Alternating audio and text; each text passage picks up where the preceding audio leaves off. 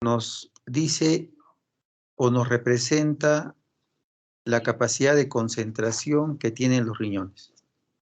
Entonces, un riñón normal ante un paciente deshidratado que ha hecho ejercicio, que ha ido a correr, que ha hecho un esfuerzo físico, lo que debe eliminar es una orina con una osmolaridad alta.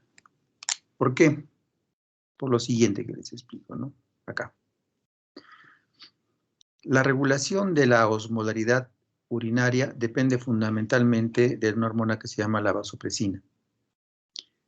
La vasopresina, mediante estímulos, por ejemplo, de hipovolemia o de hiperosmolaridad, empieza a secretar por la adenohipófisis y va a actuar a nivel renal, a nivel de los receptores que tienen a nivel renal, los ABP1, ABP2 me parece que son, que lo que hacen es abrir unos canales de agua, las llamadas aquaporinas. Al abrir los canales de agua se absorbe la mayor parte del agua de la orina y el paciente obviamente elimina una orina disminuida en volumen, pero aumentada en osmolaridad. Entonces, es normal, por ejemplo, que ustedes puedan hacer deporte, de repente ahora no, antes lo hacían, luego de hacer un deporte más o menos extenuante, iban a miccionar y encontraban que la orina era escasa y muy concentrada, ¿no? El color, las características muy concentradas. ¿Por qué? Por lo que les explico, ¿no? Porque la vasopresina originaba que prácticamente todo el agua que había sido filtrado por los glomérulos se absorban en los túbulos colectores, de tal manera que llegaba una orina muy concentrada. ¿Qué sucede en el caso de una hipoosmolaridad? Entonces, un paciente que aumenta, entonces, podemos decir, al aumento de la osmolaridad plasmática o en pacientes que tienen disminución del volumen circulante eficaz, llámese insuficiencia cardíaca, un paciente en shock, un paciente deshidratado, un paciente con diarrea, un paciente con síndrome nefrótico, y todos ellos tienen algo en común, disminución del volumen circulante eficaz, un paciente cirrótico también. Y la disminución del volumen circulante eficaz libera la vasopresina para que se retenga mayor agua. La idea es la siguiente, ¿no? El organismo dice, me falta líquidos, por eso hay bajo volumen circulante. Voy a aumentar líquidos. Entonces, aparte de aumentar la secreción de vasopresina, aumenta también el de aldosterona y también el de renina y angiotensina. Y retiene sodio y agua para mejorar el volumen circulante eficaz. Eso es lo que sucede. Por eso en pacientes cardíacos, por ejemplo, esta activación del eje de renina, angiotensina, aldosterona, vasopresina, hace que los pacientes tengan mayor edema, ¿no? O sea, el paciente orina poco y tiene bastante edema, ¿no? Por eso el tratamiento incluye el uso de diuréticos. Entonces, ¿qué pasa? ¿Qué debe pasar fisiológicamente en un paciente que tiene una osmolaridad disminuida, osmolaridad plasmática disminuida? Por ejemplo, los pacientes bebedores de agua, ¿no? Los que toman bastante agua, o alguna otra entidad que la osmolaridad disminuye. Cuando la osmolaridad disminuye, se inhibe la secreción de vasopresina. Al inhibir la vasopresina, entonces el riñón elimina una orina abundante cantidad. ¿Se acuerdan que ya al comienzo hablamos del síndrome de poliuria polidipsia, ¿no? Que el paciente tenía más de 3 litros en 24 horas o de 40 a 50 mililitros por kilo en 24 horas. Pues se presenta un síndrome así de poliuria, ¿no? Un paciente que orina bastante y la osmolaridad está disminuida, ¿no? Disminuida. Entonces, en un paciente con una osmolaridad baja, la osmolaridad en la orina también está baja y el volumen está aumentado porque no existe secreción de vasopresina. Aunque no solamente la vasopresina es el único elemento, hay otros, actualmente ya se saben que hay otras sustancias que intervienen también en este mecanismo de la retención o la eliminación de en el balance del agua, digamos, ¿no? Entonces, ¿qué pasa con una entidad que se llama hiponatremia? ¿No? Hay una enfermedad que se llama hiponatremia, en el cual el sodio normal, que es de 135 a 145, baja el sodio. Y es muy frecuente la hiponatremia. Y la hiponatremia, al bajar, una hiponatremia verdadera, no una pseudohiponatremia o una hiponatremia en un estado hiperosmolar, no.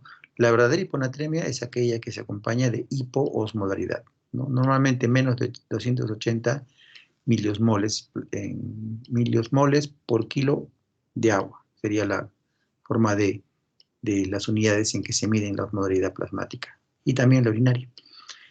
Entonces, en un paciente, reitero, que tiene hiponatremia verdadera, va a tener de todas maneras hipoosmolaridad. ¿Por qué? Porque el sodio es el principal constituyente de la osmolaridad plasmática, ¿no? De hecho, la fórmula para la osmolaridad es, la fórmula simplificada de la osmolaridad es muy sencilla. 2 veces el sodio más el valor que obtienes de la glucosa, lo divides entre 18. Y sumas ese valor y te da la osmolaridad plasmática, ¿no? Entonces, el sodio es el principal determinante de la osmolaridad plasmática. Si baja el sodio en forma real, debe bajar la osmolaridad, ¿no? Entonces, cuando hay un paciente que tiene hiposmolaridad por hiponatremia, lo lógico sería no encontrar hormona vasopresina. Por lo tanto, encontrar una orina diluida. Es lo lógico, ¿no es cierto? Lo lógico, como estábamos explicando. Pero no, un gran porcentaje de pacientes que tienen hiponatremia tienen osmolaridad aumentada. Y se supone que tienen osmolaridad aumentada, ¿por qué? Porque hay acción de vasopresina cuando no debe haber. Esto se le ha dado un nombre, antiguamente se llamaba síndrome de secreción inadecuada de hormona antidiurética. ¿Por qué era inadecuado? Porque obviamente en el contexto de una hiponatremia no es adecuada la secreción de vasopresina, por eso se denominaba secreción inadecuada de hormona antidiurética. Actualmente se sabe que este síndrome de un paciente con hiponatremia hiperosmolar y con una osmolaridad urinaria elevada y otros criterios más no se relacionan solamente con la vasopresina, sino también con otros elementos. Se han encontrado otras sustancias que intervienen en este contexto clínico. Por lo tanto, el nombre se le ha cambiado, ¿no? Y cada vez toma más fuerza el nombre de síndrome de antidiuresis inadecuada. Entonces, como hemos dicho en el cuadro acá, un paciente con hiponatremia debe tener hiposmolaridad, porque el sodio forma parte importante de la osmolaridad. Al tener hipoosmolaridad, no hay secreción de vasopresina y la orina debe estar con una osmolaridad disminuida y un volumen aumentado. Hay casos, sin embargo, de hiponatremia que cursan con osmolaridad aumentada y volumen reducido y se denomina síndrome de antidiuresis inadecuada. Tan importante es la osmolaridad que los pacientes que tienen hiponatremia, el primer estudio que se recomienda, obviamente acá hay una parte, ¿no? Descartar otras causas de hiperglicemia, por ejemplo, ¿no? Uso de manitol, etcétera, que son cosas raras. Pero cuando tienes una hiponatremia hipotónica, una hiponatremia hipoosmolar también se llama, y si el paciente no tiene síntomas severos, porque tiene síntomas severos, ¿cuál es el principal problema de la hiponatremia severa? O sea, un paciente que tiene hiponatremia aguda, los pacientes pueden morir porque hacen edema cerebral y hacen enclavamiento. Entonces, un paciente que está con edema cerebral, con GLAJO de 8, con distrés respiratorio convulsionando, no vas a estar pidiendo pues una osmolaridad urinaria, ¿no? Es lógico, ¿no? Es lógico eso. Pero obviamente si el paciente está estable, como mucho la mayoría, esto solamente un pequeño porcentaje de pacientes va a cursar con síntomas severos. Pero la mayoría no. Y en esos pacientes, esto es lo que no se hace, ¿no?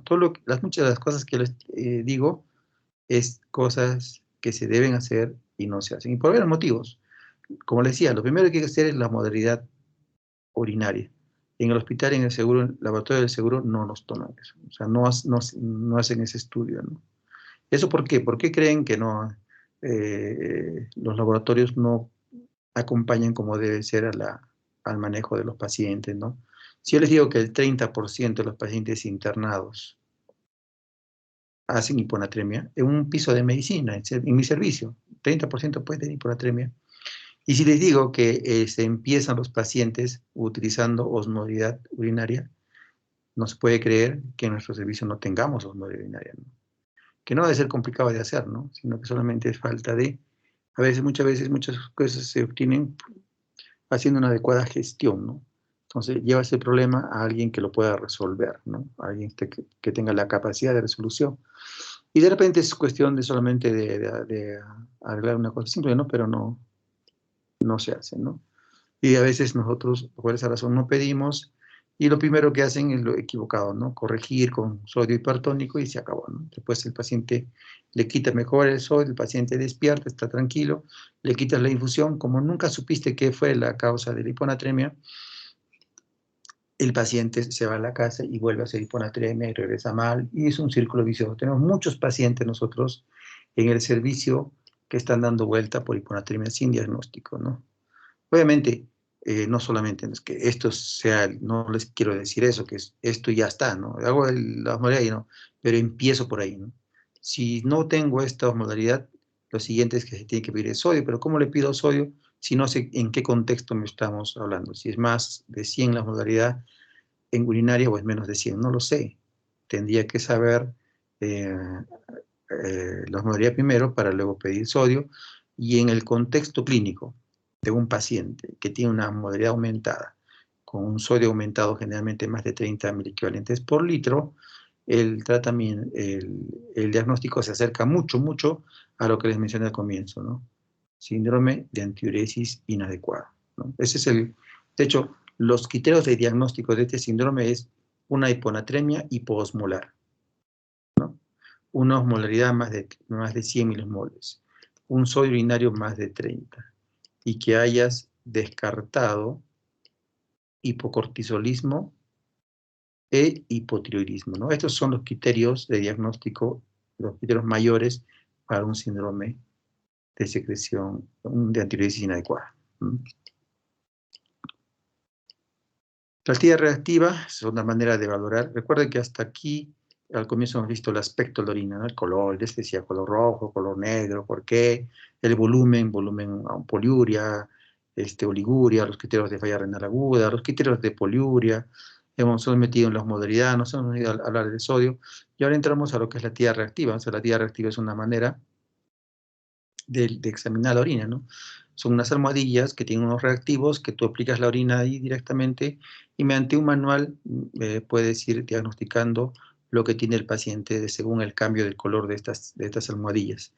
Por ejemplo, ¿no? Los pacientes que tienen el paciente ejemplo, que el primer caso que les presenté ayer era un paciente que le hizo una tía reactiva, ¿no? Y por eso salen dos cruces, ¿no? O sea, ¿qué significa?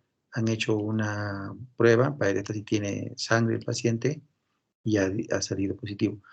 Hemoglobina. Yo pienso, mi opinión, bueno, no lo podemos saber, es que el paciente tenía mioglobina y el tecnólogo no sabe identificar mioglobina porque es más raro. Y como lo más frecuente es mioglobina y probablemente los colores se parecen mucho, el laboratorista o el biólogo, no sé quién ha hecho mala interpretación de esto, ¿no? Porque ha usado definitivamente ahí una tira reactiva para el análisis de orina en el caso del paciente. Pero ¿qué puedes determinar en la tira reactiva? Varias cosas, entre proteínas. ¿Se acuerdan que el paciente tenía proteínas, ¿no? Decía proteínas, dos cruces. Bueno, se detectó seguramente también por la tira reactiva. Y decíamos que nuestro paciente tenía 480 miligramos aproximadamente en orina de 24 horas, lo normal es 150. La tira no te determina miligramos en 24 horas, obviamente. Para 20 miligramos en 24 horas tienes que hacer una orina de 24 horas, obviamente. Pero sí te puede dar miligramos por decilitro y tú puedes sacar la cuenta, ¿no? Entonces, 10 miligramos por decilitro. Fácil, ¿no? En un litro, 100 miligramos. Como la orina normalmente es 1,5 litros, entonces el paciente va a tener 150 miligramos y digo que el paciente tiene normal. Si el paciente tuviera 20, en el caso del paciente sería más o menos, de acuerdo al volumen de urinario, ¿no? Pero más o menos en el paciente hubiera sido algo como 3 veces más tenido. Entonces seguramente si nos hubiéramos fijado, hubieran dicho 30 miligramos por decilitro de orina. Entonces, ¿eso 30 de dónde sale? Eso hacen en las pruebas de tira reactiva. Avanzamos un poco, no vamos a hablar de los patrones de esto porque me parece que no es tan interesante. La albúmina sí, tienen que saber que la albúmina es un marcador de injuria renal. Entonces, todo paciente con hipertensión arterial, todo paciente con diabetes mellitus, o que tenga alguna enfermedad que provoque riesgo de daño renal, tiene el paciente que hacerse prueba de albúmina en orina, ¿no? Y la albúmina en orina, antes se recomendaba albuminuria en orina de 24 horas, ¿no? Y se decía, pues, que menos de 30 miligramos de albúmina en orina era normal, y que de 30 a 300 se llamaba microalbuminuria, y que más de 300 era una macroalbuminuria. Actualmente ya no se utiliza, no se recomienda eso por varios motivos. Uno de ellos es la recolección, ¿no? Si tú le dices al paciente que recolecte orina, a veces no hace la prueba, ¿no? Ay, qué flojera, no hace. Por la otra forma, la otra es que no recolecta bien, ¿no? Porque tiene que estar al tanto, ¿no? Cada vez tiene que juntar una botella, a veces no se junta la mitad y son resultados que están equivocados, a favor o en contra. Y en ese sentido se solicita mejor lo que es el cociente albúmina creatinina en orina. ¿Cómo lo hacen? Con una almohadilla también, puede ser con una almohadilla, ¿no? Y la almohadilla detecta esto, ¿no?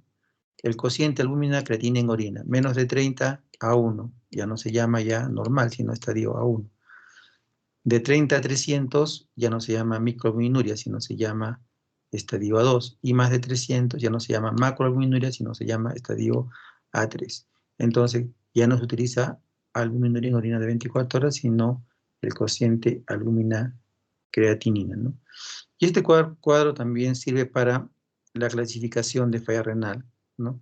Así como hemos hablado de la falla renal aguda, que se eleva a 0,3 la creatinina, más de 1,5 veces la creatinina basal, o diuresis 0,5 mililitros por kilo en menos de 0,5 por kilo por hora por 6 horas, igual, hay criterios también. Y nos basamos básicamente en lo que es el filtrado glomerular. Entonces, hay estadio G1, G5 basados en el filtrado glomerular. El filtrado glomerular se da en mililitros por 1,73 metros cuadrados, mililitros por minuto por 1,73 metros cuadrados. Es la fórmula, cómo se debe describir una prueba de filtrado glomerular. Y acá ustedes tienen, ¿no? G1, normal, G2, 60-89, ligeramente disminuido, G3A, G3B, G4, 15 a 29, gravemente disminuido, y G5, fallo renal, ¿no? Pacientes normalmente con estadio G4, G5 ya están preparándose para terapia de reemplazo renal, hemodiálisis, ¿no? Y aquí una relación de lo que hicimos, de las dos cosas, ¿no? El filtrado glomerular, que se da en mililitros por minuto por 1,73 metros cuadrados, y la albúmina creatinina, la tasa albúmina creatinina en orina. Entonces, lo que tratan de es una relación. Significa que los pacientes, aunque tengan un filtrado glomerular normal o elevado, más de 90, pueden tener enfermedad renal por elevación estadio A3 de la albúmina creatinina, ¿no? Y así, ¿no? O sea, los pacientes pueden tener enfermedad renal crónica sin tener disminución del filtrado glomerular, pero considerando que tengan aumento de la tasa albúmina creatinina en orina. Y la orina normal, los glóbulos de hematuria, creo que hemos hablado un poco de hematuria, creo que no vale la pena. Avancemos un poco, si no, no vamos a acabar. La glucosa, considerar que los glomérulos filtran alrededor de 180 gramos de glucosa al día, ¿no? 180 gramos de glucosa, 180 litros de agua y 25.560 mil equivalentes. Eso se filtra en el glomerul, ¿no? Y que en el túbulo contorneo proximal se absorbe la mayor parte de ahí, como ustedes están viendo. Y normalmente se excreta nada de glucosa, y 1 litro al día, como hemos dicho, de orina, y 150 mil equivalentes de sodio. Sodio es otra forma. Tú puedes medir sodio también en el contexto de un paciente con hiponatremia en sodio en orina, entonces ya sabes cuánto es la cantidad normal se elimina en orina de 24 horas. La glucosa filtrada en el glomérulo, el 90%, se reabsorbe a través de un transportador, el transportador de sodio-glucosa 2. Y este transportador de sodio-glucosa 2, a diferencia del 1, es muy importante en la reabsorción de glucosa.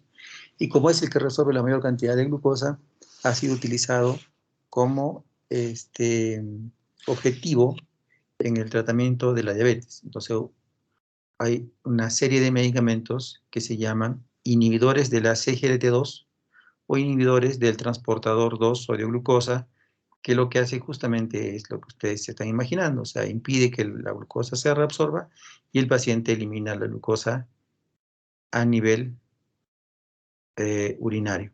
Pero como han visto también, eso encarga de absorber el sodio, entonces el paciente también elimina sodio. Parece ser que esa y otras razones más, estos medicamentos han demostrado no solamente controlar la diabetes mellitus, sino también se han demostrado disminuir el riesgo cardiovascular y sobre todo disminuir la insuficiencia cardíaca, a tal punto que se está estudiando como tratamiento de falla cardíaca.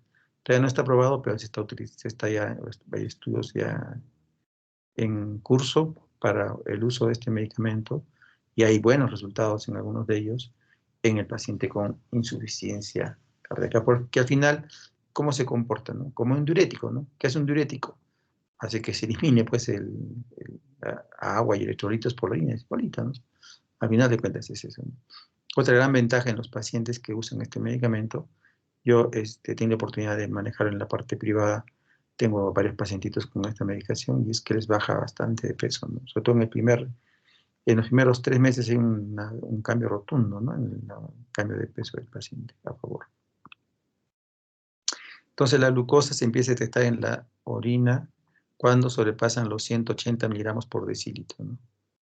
Entonces, tú no puedes hacer diagnóstico de diabetes en base a la glucosa en orina, ¿no? Porque si nosotros recordamos, el diagnóstico de diabetes se basa en varios criterios, pero uno de ellos es que la glucosa en ayunas sea mayor o igual a 126. Entonces el paciente puede tener diabetes y obviamente no tiene por qué tener glucosuria. Pero si encuentras glucosuria, puedes también eh, concluir que el paciente está teniendo diabetes que no está controlada, ¿no? Porque más de 180 no es una diabetes controlada que digamos, ¿no? El pH, el riñón también es un órgano que regula el pH y entonces hay ciertas implicancias. ¿No se acuerdan que el pH del paciente decía pH 6 o pH 8 decía, ¿no? En la orina, ¿no? El pH normalmente es de 4.5 a 8, ¿no? 4.5 a 8 es el pH de la orina, pero puede haber una orina ácida en pacientes con diabetes, con dietas ricas en proteínas, con el consumo de determinadas frutas, con acidosis metabólica respiratoria o que toman determinados medicamentos. Y se observa orina alcalina en pacientes con dietas vegetarianas, alcalosis metabólica respiratoria, acidosis tubular renal o que toman ciertos medicamentos. Los cuerpos cetónicos son un producto del metabolismo incompleto de las grasas. Indican un estado metabólico gluconeogénico que puede ocurrir con hambre, con dietas bajas en carbohidratos, enfermedad febril, diabetes mellitus con cetoacidosis diabética. Entonces, nosotros nos hemos casi, digamos, acostumbrado a pensar que un paciente que tiene cuerpos cetónicos en la orina debe tener cetoacidosis diabética, pero no, simplemente indica un estado gluconeogénico. O sea, Un paciente que puede tener ayuno prolongado puede estar haciendo cuerpos cetónicos positivos, ¿no? Entonces, estos compuestos, el ácido acetoacético, la acetona y el ácido beta-hidroxibutírico, son liberados a la sangre por el hígado y son utilizados por otros tejidos del cuerpo como fuente de energía. Sin embargo, algunos son filtrados por riñones y secretados en la orina, y ahí aparecen los cuerpos cetónicos, ¿no? Este cuadro tiene muchos años, está publicado en un artículo de la Diabetes Care, donde hablaba sobre crisis de hiperglicemia en el diabético, ¿no? Y ah, la mayoría de los artículos que hablan sobre justamente las dos grandes crisis hiperglicémicas, que serían el síndrome hiperosmolar y la citosis diabética, todos se basan, yo me he dado cuenta, se basan en esta publicación, ¿no?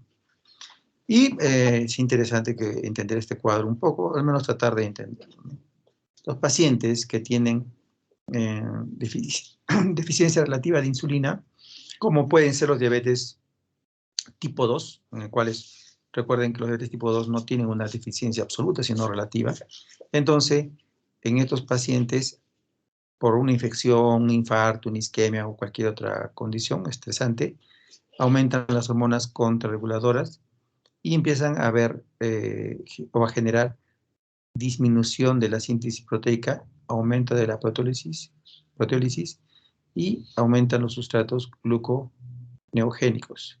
¿Y qué origina eso? Aumentar la gluconeogénesis y aumentar la glucogenólisis, o sea, se empieza a liberar glucosa del glucógeno y de fuentes de proteínas. Todo eso condiciona una hiperglicemia, todo condiciona una glucosuria, porque con más de 180 miligramos ya el paciente empieza a eliminar glucosa, pero la glucosa no se va solo, se va con agua. Y al perder agua y electrolitos empieza deshidratación, se deshidrata el paciente. Y los pacientes recuerden que tienen glucosa normalmente más de 600 en esta entidad. Entonces, como hay una gran glucosuria, una gran pérdida de agua, se lleva una deshidratación y el paciente empieza a tener injuria renal, ¿no?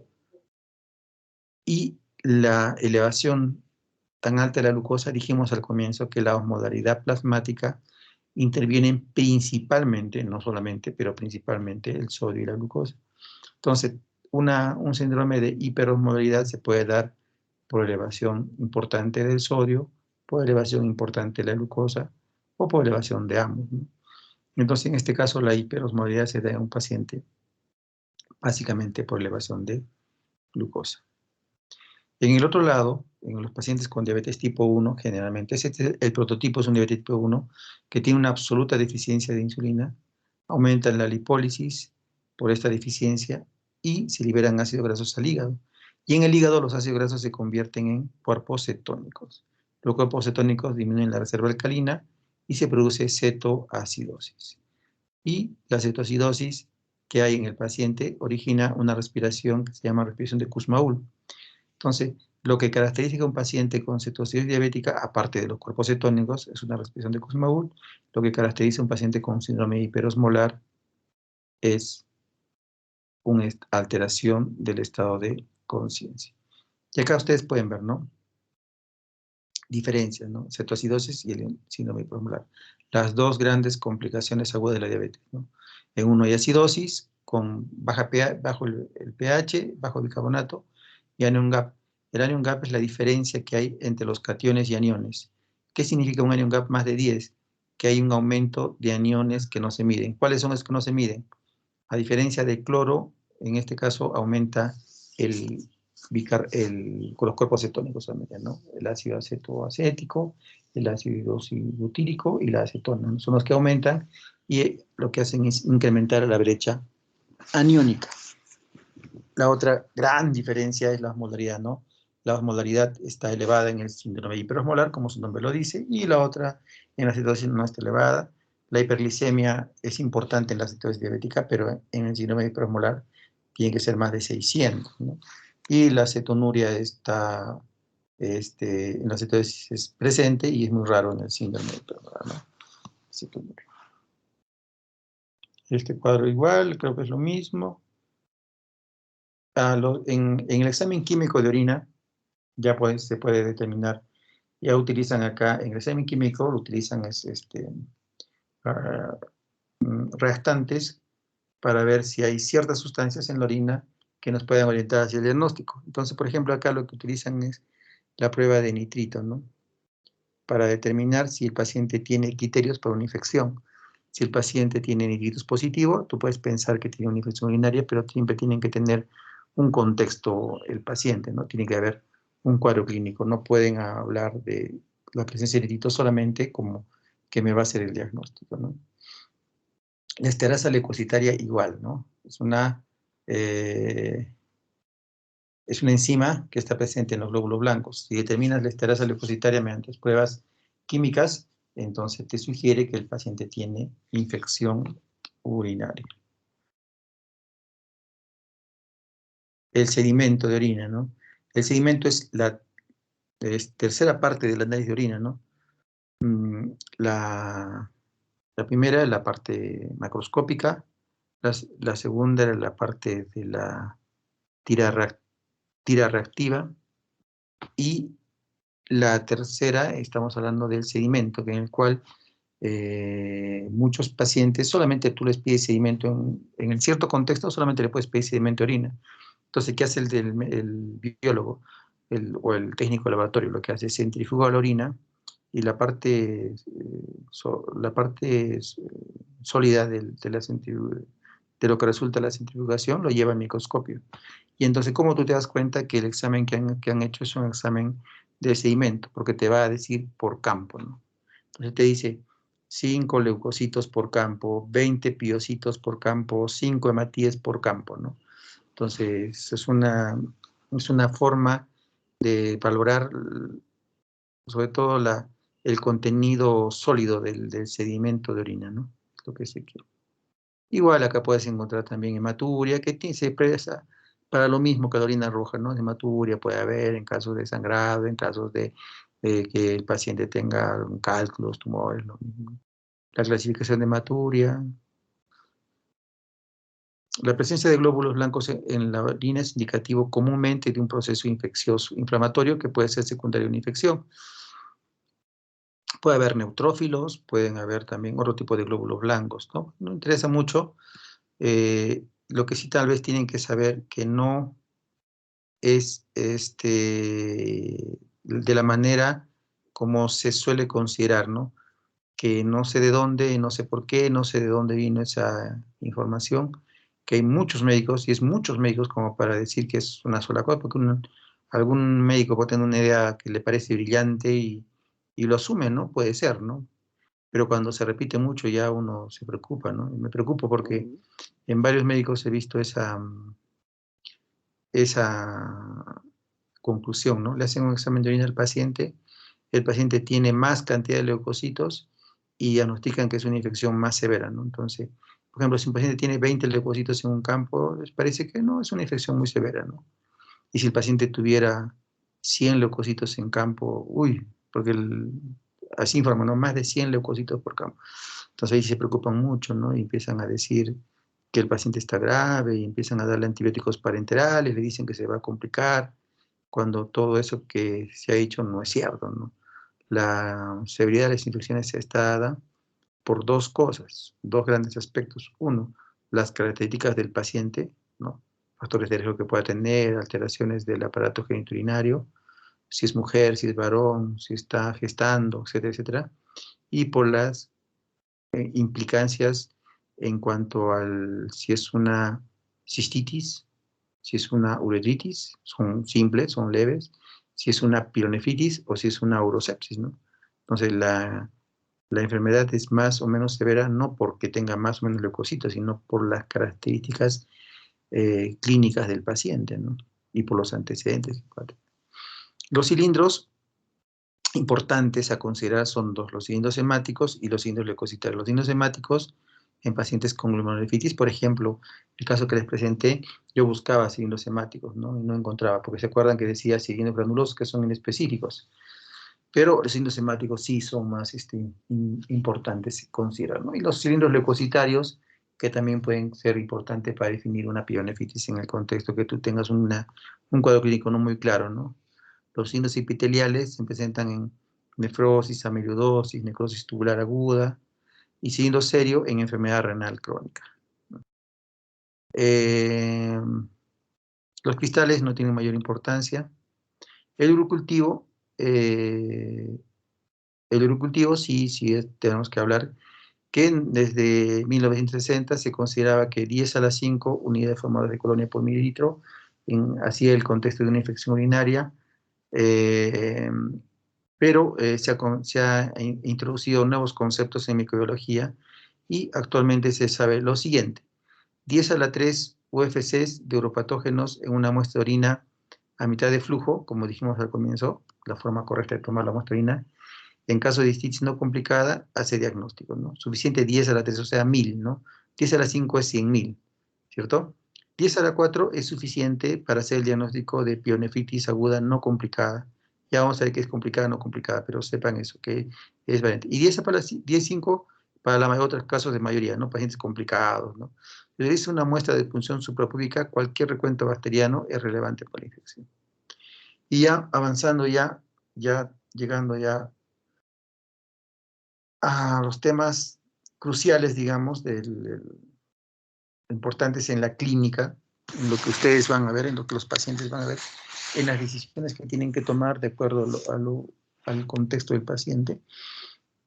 Tienen que saber que existe una entidad que se llama bacteriuria sintomática, que ahí tienen la bibliografía de ustedes, donde definen la bacteria sintomática como la presencia de una o más especies de bacterias que crecen en la orina en cantidades cuantitativamente especificadas, con recuentos de 10 a la 5 UFCs por mililitro, independientemente de la presencia de piuria, en ausencia de signos o síntomas atribuibles a infección del tracto urinario.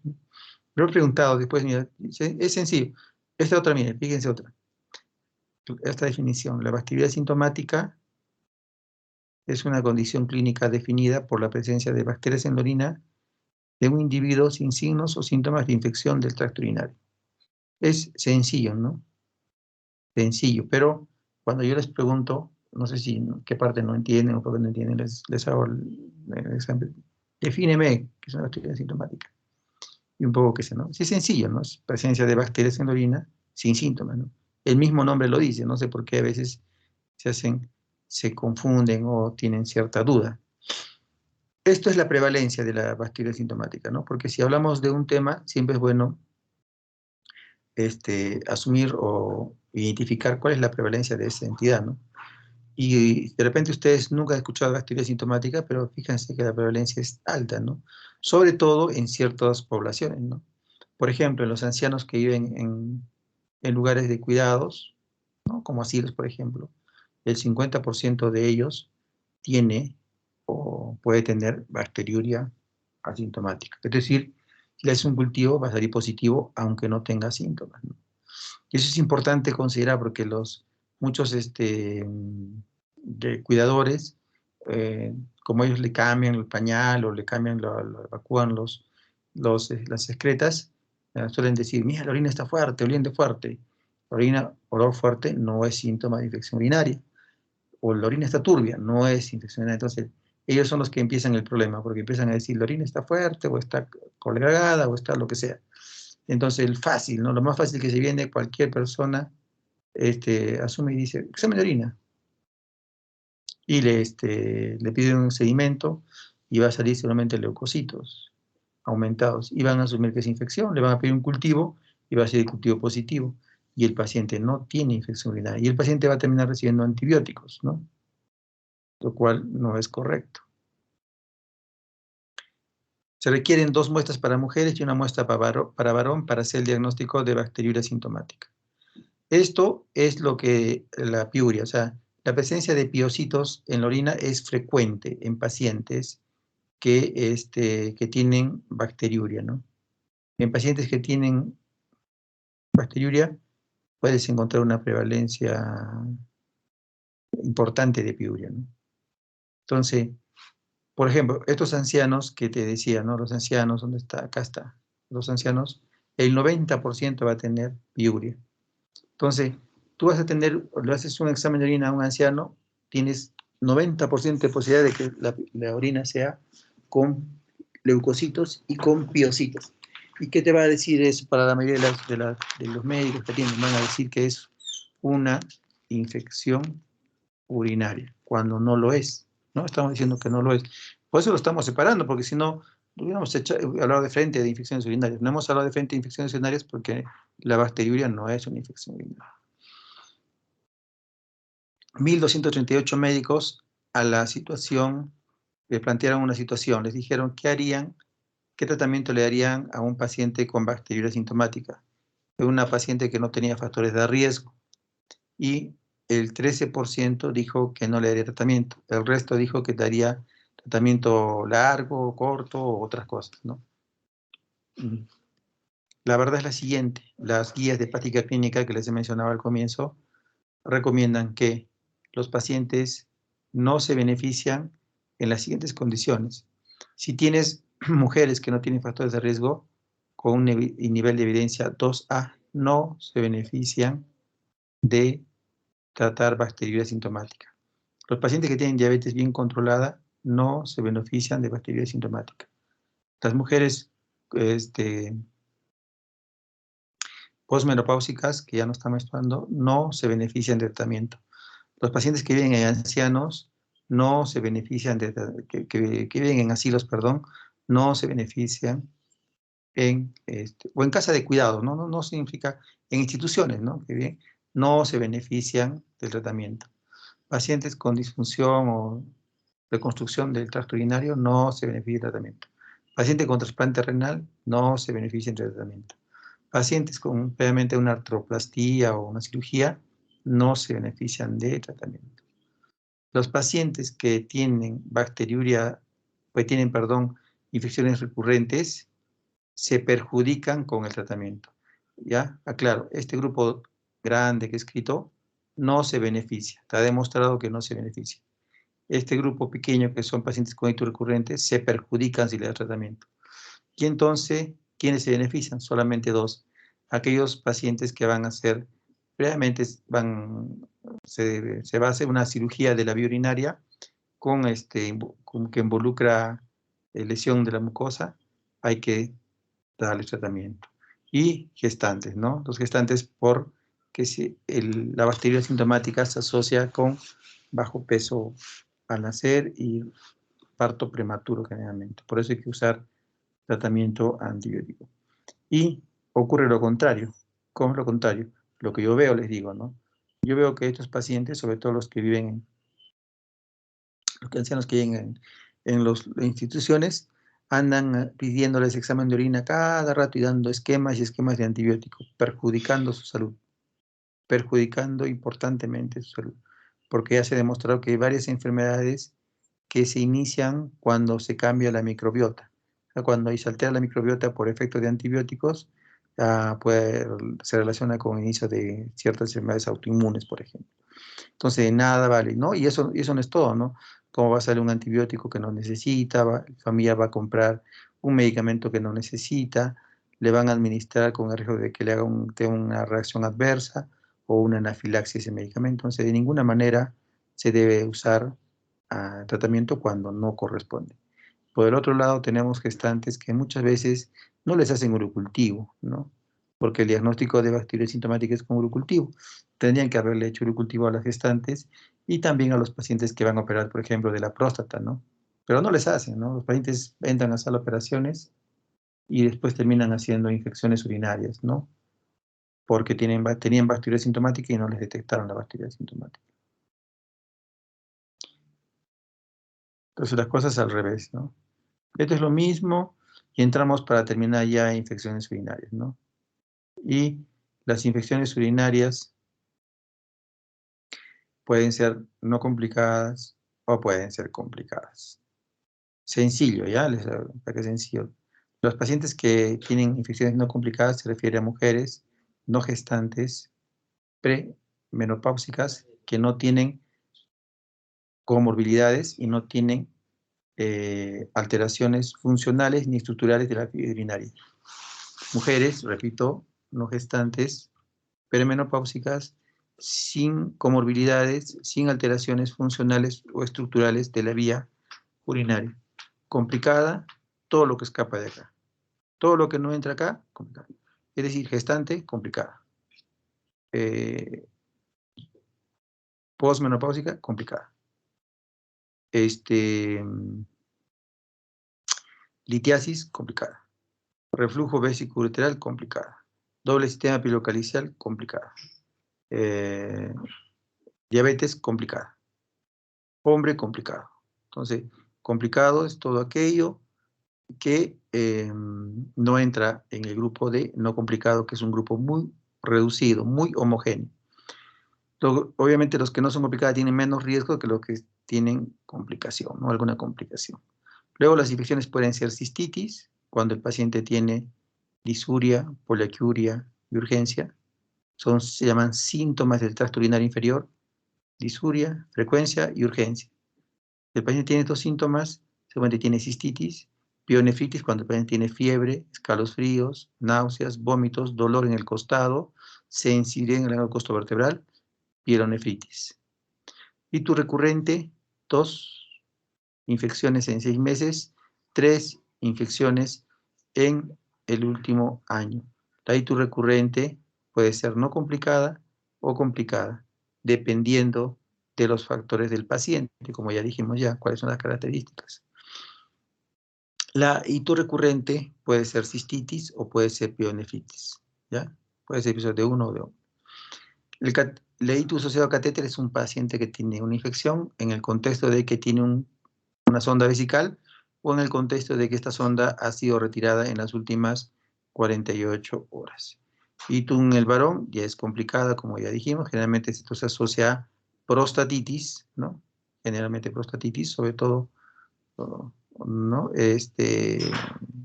Bueno, ¿no? Y urosepsis, que es un paciente que tiene una enfermedad, una infección urinaria que está causando falla orgánica. Entonces vamos a definir, vamos a más adelante aclarar lo que es urosepsis, ¿no? Pero ya tienen ustedes que el concepto, ¿no? Urosepsis es una infección urinaria que causa falla orgánica. ¿Qué significa falla orgánica? Significa que el riñón no funciona bien, o que el pulmón no funciona bien, o que el hígado no funciona bien, o que la coagulación no funciona bien, o que la presión no funciona bien, ¿no? Falla orgánica. ¿Ya? Esto es lo mismo que les he descrito. Entonces, cistitis no complicada se refiere a mujeres, como ya dijimos, lo mismo. El diagnóstico se basa en los síntomas del tracto urinario inferior, disuria, urgencia y frecuencia, ya también lo dije, pero lo interesante es esto tal vez. Normalmente un paciente que presenta síntomas típicos no se beneficia de examen de orina. El análisis de orina no conduce, como dice ahí, a un aumento mínimo de precisión del diagnóstico. Entonces, ¿por qué eso es importante, no? Es importante porque si tienes un paciente que va a emergencia y la emergencia está saturada, llega el paciente a emergencia con los síntomas, haces el diagnóstico e inicias tratamiento y se acabó con la paciente, ¿no? Todo lo contrario va a pasar si tú ves un paciente con cistitis y no manejas adecuadamente y le dices, vamos a pedirle examen de orina, a ver qué pasa, vamos a pedirle ecografía, vamos a pedirle, etcétera, y la paciente en vez de irse en media hora o en una hora, no lo sé, se va a quedar 6 horas o más hasta que dan todo eso. Y al final seguramente le van a decir que tiene una infección urinaria fuerte por la cantidad de leucocitos y le van a dar medicamentos parenterales que no corresponden. Entonces, eso que les digo sucede todos los días. Y les voy a presentar un caso justo que he visto hace poco, la semana pasada nomás, que es un caso típico de cómo se manejan las infecciones urinarias, ¿no? Dice que el diagnóstico se basa en los síntomas del tracto urinario inferior y en ausencia de descarga vaginal, uritación vaginal. Y que el uso de la tira reactiva en la orina apoya, ¿no? Poco, ¿no? Como dice acá, débil, ¿no? Usar el Estarín es una recomendación, grado de recomendación débil, mejor dicho. Y se debe utilizar cultivo de orina cuando sospechas de pielonefritis, cuando los síntomas no se resuelven o reaparecen después del tratamiento, cuando lo tienen síntomas atípicos o en gestantes, ¿no? Es la indicación de hacer urocultivo. Y acá el tratamiento de las itus, de la cistitis, ¿no? La cistitis, ¿cómo se trata?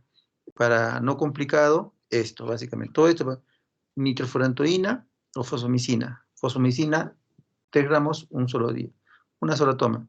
Si tú vas a un paciente con cistitis, va a la consulta y te dice los síntomas que tiene, en 5 minutos está el diagnóstico y el tratamiento, y se acabó, el paciente se debe ir a su casa. Si tú te complicas la vida y le empiezas a pedir examen de orina, urocultivo, le complicas todavía, te complicas a ti y le complicas peor al paciente, porque el paciente, después de que le vas a poner sus inyecciones, le vas a decir que como la infección es severa, necesita inyecciones para la...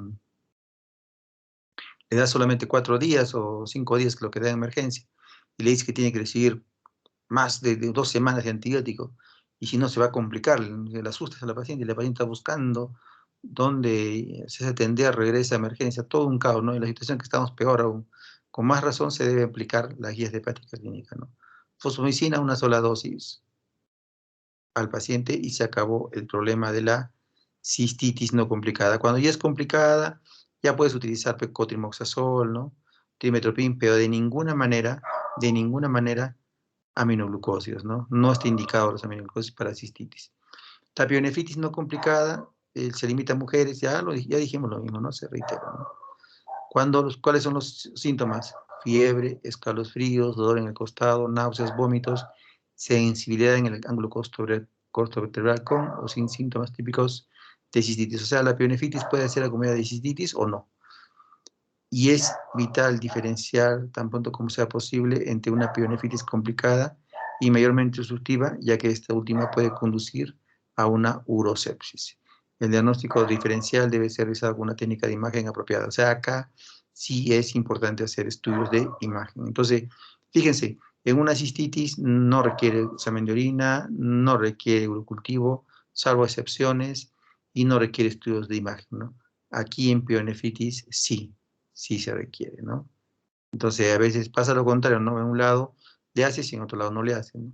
Aquí hay que hacer, ¿no? Lo que hemos dicho, ¿no? Buscar cultivos, ¿no? Examen de orina, estudios de imágenes, ecografía, tomografía.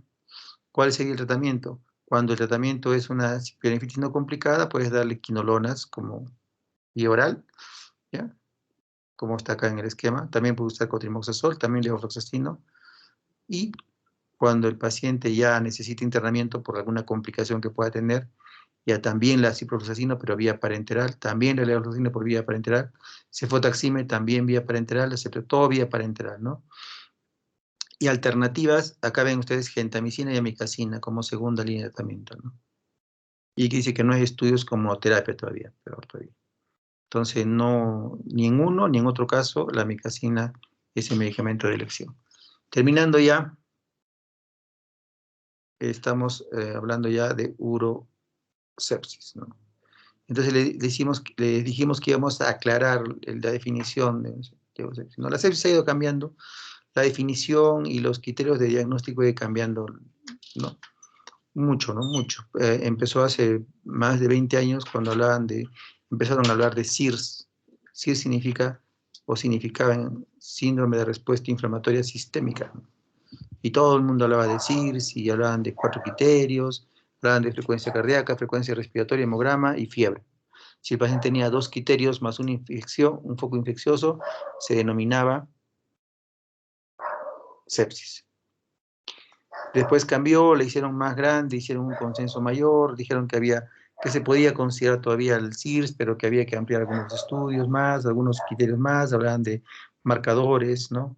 Hablaban de marcadores de sepsis, ¿no? Y actualmente la definición del 2016, que es la fecha es actual, la pasada tiene sus años, va a tener ya unos 5 años, así más o menos, dice que la sepsis es una disfunción orgánica potencialmente mortal causada por una respuesta desregulada del huésped a la infección, y para la aplicación clínica, la disfunción orgánica puede ser representada por un aumento en la puntuación de la evaluación secuencial de la insuficiencia orgánica, llamada SOFA, que tienen que tener 2 puntos o más. Y para la identificación rápida se utilizó QuickSOFA, ¿no? Entonces, ¿cuáles son las recomendaciones, aparte de pielonefritis, de hacer cultivo, de hacer recomendaciones diferentes, digamos, ¿no? Que hay que realizar QuickSOFA en todos los pacientes que tienen potencial de sepsis, ¿no? Tienes una sospecha de sepsis, hay que realizar QuickSOFA. Hay que tomar orina y 2 hemocultivos antes de empezar tratamiento antibiótico. Tienes que administrar altas dosis de antibióticos parenterales en la primera hora del diagnóstico. Tienes que adaptar la terapia empírica antimicrobiana, recuerdo los resultados de cultivos. Tienes que remover el cuerpo extraño y la obstrucción del tracto urinario. Y tienes que proveer de medidas adecuadas, ¿no? ¿Cuáles son estas medidas? Después, hidratación, ¿no?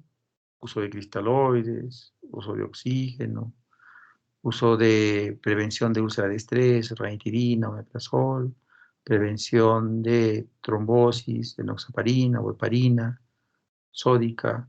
Tienes que considerar el manejo de la glucosa, si el paciente tiene hiperglicemia, insulina, ventilación mecánica si lo requiere, ventilación mecánica protectiva. O sea, todo lo que se maneja en sepsis también se maneja, porque obviamente es una sepsis, no es una sepsis tan diferente de otras sepsis, ¿no?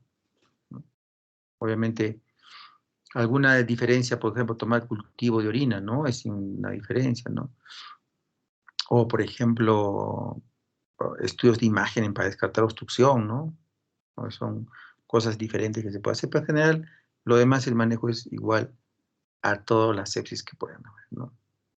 Entonces, ¿cómo se hace el diagnóstico de sepsis? Un paciente debe tener una infección y debe tener 2 puntos de SOFA, SOFA, pero también tiene que tener, ¿cómo llegas a SOFA? Haces QuickSOFA. Entonces, ¿a qué paciente vas a hacer SOFA? ¿Todo paciente que llega con cistitis vas a hacer SOFA? No, tienes que tener una sospecha. ¿Quién te da la sospecha? QuickSOFA. Entonces, primero a los pacientes que tú ves que están delicados, que tu ojo clínico te dice que no están yendo bien, que están mal, le haces QuickSOFA. Y el QuickSOFA corresponde a 3 criterios, como ustedes deben ver: frecuencia respiratoria más de 22, alteración del sensor y presión arterial sistólica menos de 100. Sencillo, tú todo esto lo valoras en el consultorio. Si tiene 2 puntos de QuickSOFA, inmediatamente al paciente se le hace SOFA. Pero para hacer SOFA ustedes ya están dándose cuenta que necesita dosar bilirrubinas, dosar plaquetas, tener unos gases arteriales, medir la presión arterial, que es lo de menos, evaluar la escala de coma de Glasgow y valorar la creatinina o el gasto urinario, como ya hablamos de la diuresis también, ¿no? Si un paciente va a la consulta por una diuresis menos de 500 de orina al día, ya tiene 3 puntos de SOFA.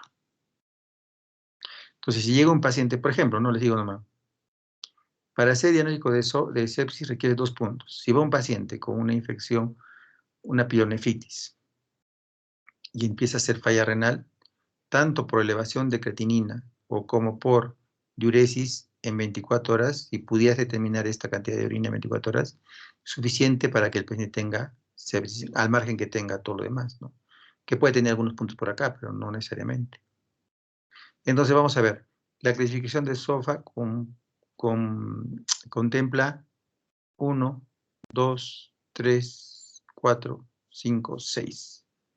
Y cada característica o cada parámetro le asigna puntaje de 0 a 4. El paciente puede tener máximo 24 puntos y mínimo 0 puntos. Con 2 puntos hace el diagnóstico de sepsis, en este caso urosepsis, porque estás hablando de una infección urinaria. Entonces, ¿qué significa el PAFI? Ya les he dicho ya a todos ustedes, y les digo porque también les voy a preguntar, les voy a aclarar. Entonces, el PAFI es la relación, es la división que ustedes hacen del PO2 arterial o la presión de oxígeno arterial que se obtiene de una muestra de gases arteriales entre el FiO2, que es la fracción inspirada de oxígeno, ¿no? Entonces, como ya he hablado bastante yo, ustedes díganme ahora un primer ejemplo. Un paciente que tiene un PO2 de 90, o sea, normal, y respira aire ambiental. ¿Cuánto tiene de PAFI?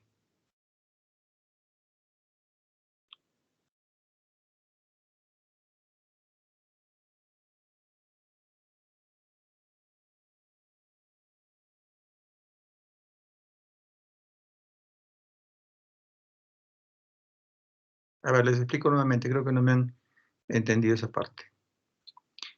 El PAFI es una medida, eh, de la función respiratoria, ¿ya? Valora la función respiratoria. Cuando un paciente está recibiendo oxígeno, y aunque no lo esté recibiendo oxígeno, nosotros que manejamos pacientes que tienen problema respiratorio, manejamos siempre lo que es el PAFI. Es algo común.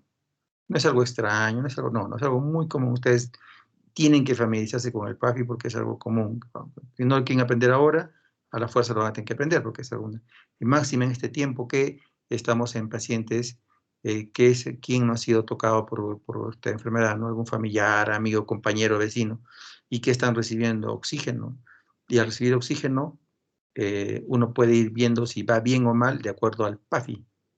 Si el PAFI está bien, o está mal, puedes decirle al paciente que siga en casa o que se vaya al hospital, puedes recomendarle de alguna manera. Entonces, es la relación, es la división, el PAFI resulta de dividir la presión arterial de oxígeno y el FiO2. El FiO2 es la fracción inspirada de oxígeno, es la cantidad de oxígeno que respiras cada vez que tomas aire.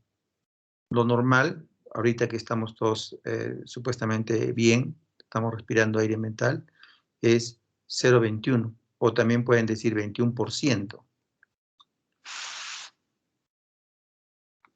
¿Ya? 0,21 o 21%. Entonces, el paciente, el ejemplo que les decía, es un paciente que no tiene oxígeno y que tenía un PO2 de 90. Entonces, dígame cuál es el PAFI de ese paciente. 428. Vanessa, ¿no? Me dijo primero, creo, ¿no? Sí, 428.57. Muy bien. ¿Y quién me respondió después? Yo, doctor, buenas noches. Buenas noches. ¿Y tú? ¿Valores igual? Sí, 428.57 de la división de 90 entre 0.21. Muy bien, chicos. Déjenme un ratito. Voy a anotarlos porque no sé si les he dicho, pero las participaciones se consideran parte de la nota. Espérense un ratito. Un ratito.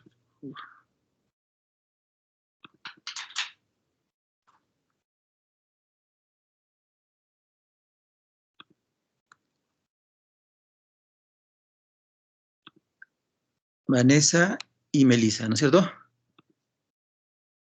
Sí, doctor.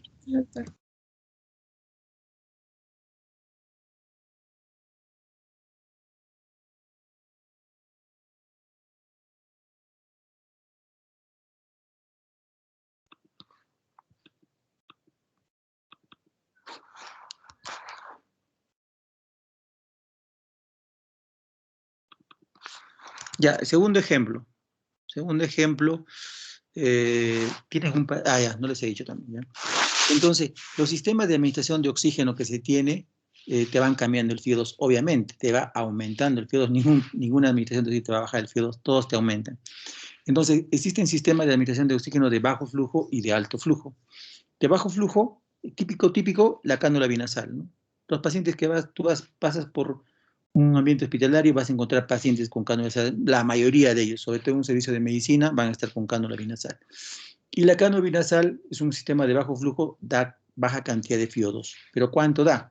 Depende de la cantidad de litros de oxígeno que le administres. Por ejemplo, si tienes un paciente, le das 1 litro, No es exacto, es más o menos. Obviamente no puede ser exacto, pero 1 litro te da 24 o 0,24.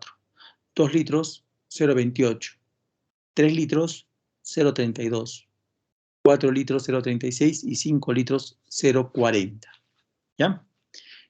Entonces, si tú le das a un paciente 5 litros por minuto, el PO2 es 0,4. Incluso han sacado están actualmente, como es difícil y la pandemia nos ha ganado en relación a tener valores, hay lugares donde no pueden acceder al PO2, los médicos están valorando el SAFI. ¿Qué cosa es el SAFI? Es la saturación, la relación entre la saturación y el FiO2, ¿no? Pero nosotros sí, en el hospital felizmente sí tenemos gases y manejamos el PAFI, ¿no? Pero para que sepan también, ya existe el SAFI ahora, que es la saturación que tiene el paciente, que tú le puedes tomar con el saturómetro normal y entre el FiO2 que tiene el paciente. Es una valoración que te ayuda también cuando no tienes el PO2. Muy bien, entonces les decía que un paciente puede recibir cánula binasal y mientras más oxígeno le das por cánula va a cambiar el FiO2. Pero existe otro sistema también de bajo flujo, que es cuando el paciente tú le das 5 litros. ¿Qué pasa si le das 6, 7, 8 litros? No aumenta más, o sea, el FiO2 no aumenta más. Y entonces ahí viene, por ejemplo, yo he visto pacientes que han estado han contratado médicos que no parecen estar muy capacitados. Yo he visto cánula binasal con 8 litros, cánula binasal, no sirve, pues no está descrito, ¿no? Es algo que estén haciendo una investigación, ¿no? Donde no le veo sentido de que hagan eso, ¿no? Lo máximo que se puede alcanzar FiO2 es 0,4 con 5 litros.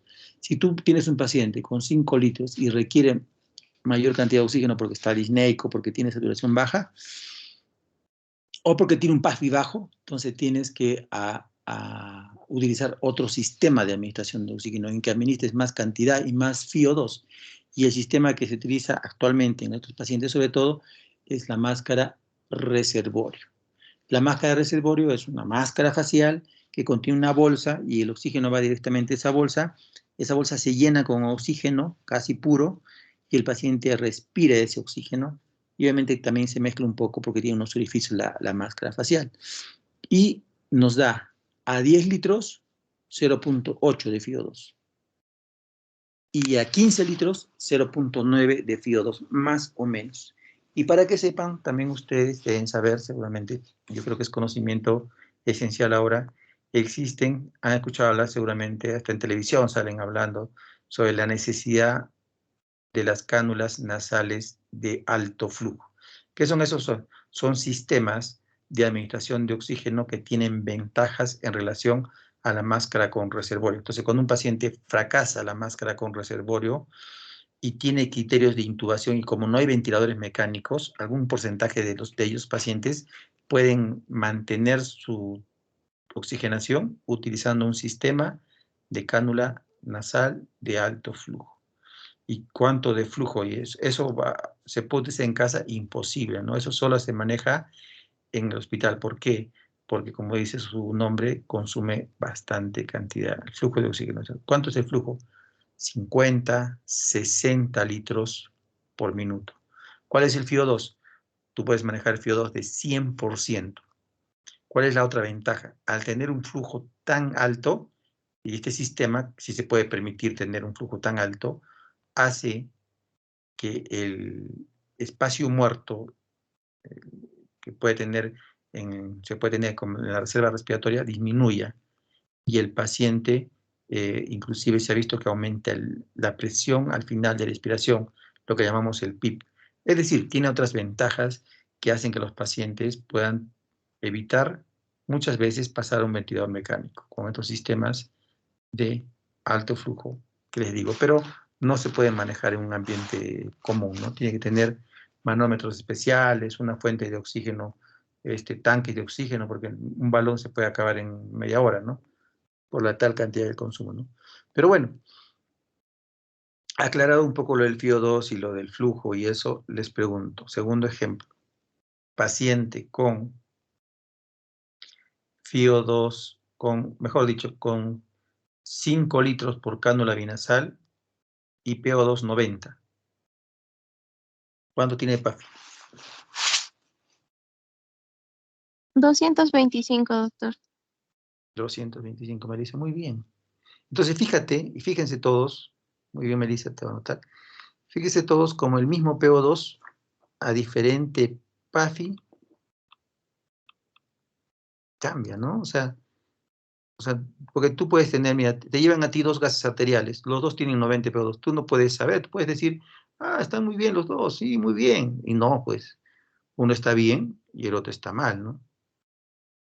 ¿No? Último ejemplo, paciente que recibe máscara reservorio a 10 litros y tiene PO2 de 90.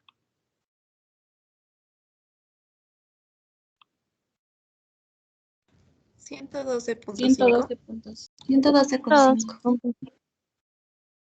112. Vanessa creo que me dijo primero, estoy equivocado. No, doctor, creo que fui yo. ¿Quién? Arlet. Sí, doctor Arleti Farfán. Ya, bueno, sí, fueron varios, pero está bien. Les voy a considerar a todos. Están bien, pero ustedes dense cuenta, fíjense, 3 ejemplos, 3 pacientes que tienen 90 de PO2, uno tiene un PAFI 400 no sé cuánto, el otro tiene PAFI 200 no sé cuánto, y el otro tiene PAFI 100. Entonces, ahí interesa mucho, por eso saber, cuando ustedes tengan un análisis de gases arteriales, nunca puedan dar una opinión de cómo va, o si ustedes no saben cuál es el FIO2 que tiene el paciente. Esperen un ratito, voy a anotarlos.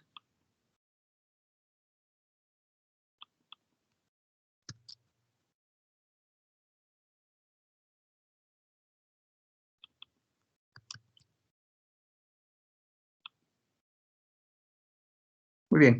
Entonces, espero que quede claro eso. Voy a terminar dándoles algunos. No son casos clínicos. No sé, cuando ustedes presenten los casos clínicos, no hagan como esto. Simplemente es una manera de valorar los conocimientos, ¿de acuerdo? Mañana sí les voy a presentar casos clínicos reales. Estos no son reales. Eso yo he creado como en fines de que ustedes participen también, ¿no? Y vean, y conversemos un poco. Entonces, lean el caso.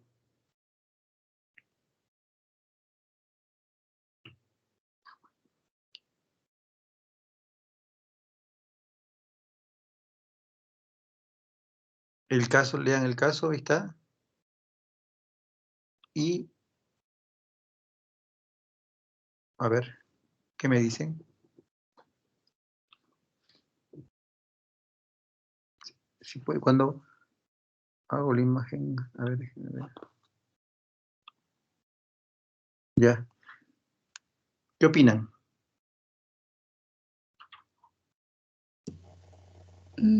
Doctor, sería la D. No se le debe realizar el uricultivo, o sea, no tiene criterios porque no tiene síntomas. Vanessa, muy bien. Vanessa, ¿no es cierto? Sí, doctor. Sí, muy bien. Claro, o sea, ya les había adelantado yo que la orina turbia maloliente no es un criterio de infección urinaria, ¿no? Y además de eso, habíamos aclarado los síntomas. Los síntomas eran para caso de cistitis, ¿no? Síntomas de la urina inferior, para caso de pielonefritis ya habíamos dicho cuáles son, ¿no? En ese sentido, ¿cuál es el diagnóstico?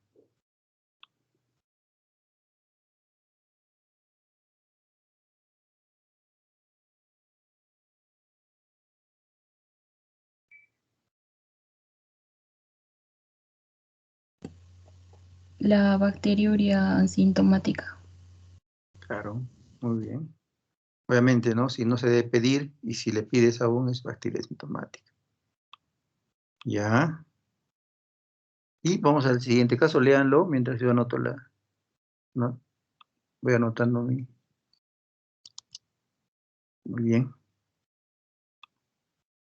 Ya han leído y ahora pasemos a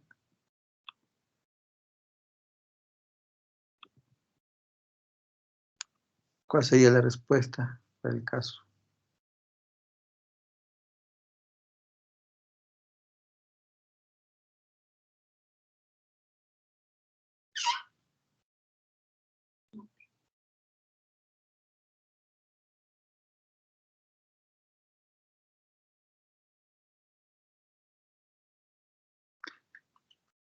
¿Qué dicen, chicos?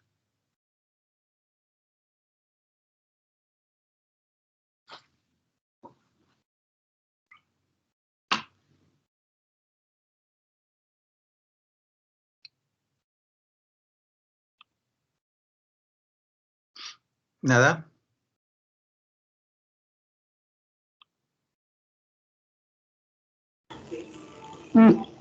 Doctor, la B, el diagnóstico de cistitis aguda no complicada. La B. Cistitis aguda no complicada. Muy bien. Claro, Alison tiene razón, porque no necesitas tener un paciente que no tiene factores de riesgo, no necesitas tener examen de orina, ni trillitos, ni osteoarasa, ni leucocitos, nada de eso. ¿No? Muy bien.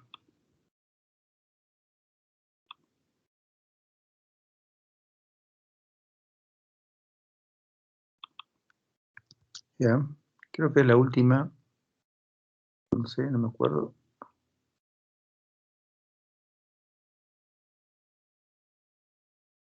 No, esta es esta, ¿no? La conducta apropiada sería...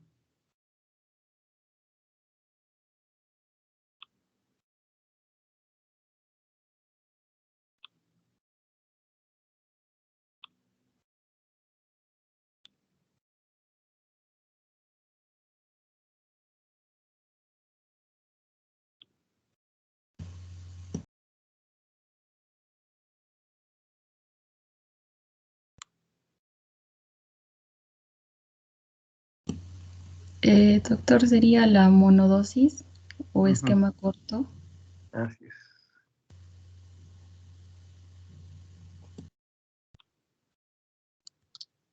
Bien, Vanessa. Está bien.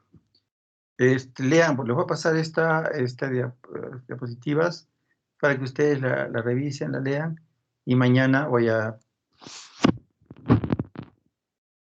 Los casos que les decía, tengo 3 casos.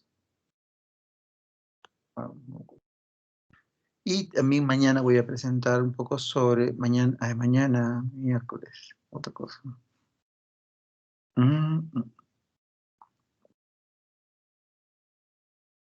Creo que...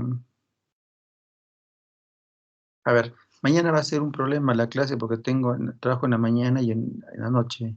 Solo tendría disponible en la tarde, pero creo que ustedes no tienen tiempo en la tarde. En caso, véanlo ya, si no vamos a tener que ir postergándola.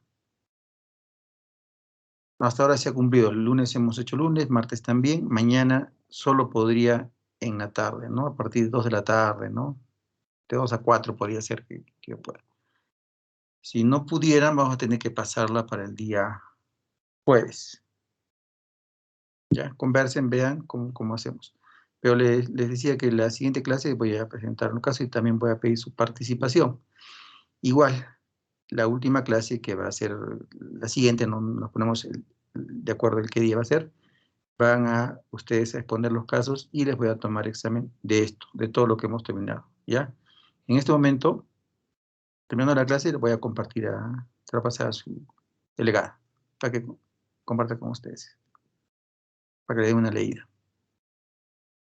Muy bien. ¿Alguna pregunta? ¿Más aquí?